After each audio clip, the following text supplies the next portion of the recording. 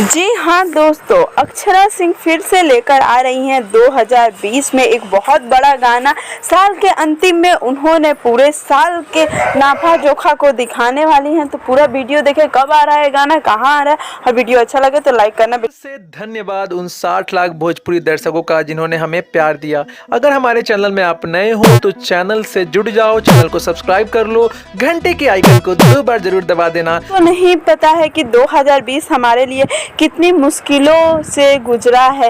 एक तरफ कोविड-19, दूसरी तरफ लॉकडाउन। सभी लोग अपने काम काज छोड़ के घर में बैठे हुए थे। काफ़ी लोगों की नौकरियां तक चली गई।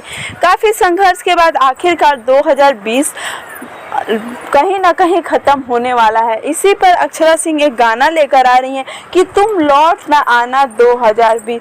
जी हाँ दोस्तों, पोस्टर ऐसा ही आया है। अक्षरा सिंह ऑफिशियल चैनल पे ये गाना आ रहा है। हमें आप तक ये खबर पहुंचानी थी। अभी तक डेट सामने नहीं आई है, लेकिन जैसे ही डेट पता चलती है हम आपके लिए न्यूज़ लेकर आए। अक्षरा सिंह ऑफिशियल चैनल पे गाना आ रहा है। अभी तक डेट का पता नहीं चला है, लेकिन जहाँ तक बता दें कि 2020 का गाना है, तो यह गाना इसी साल रिलीज़ किया जाएगा, यानी कि 2021 में ना। तो 20 में अभी 8 दिन बाकी है।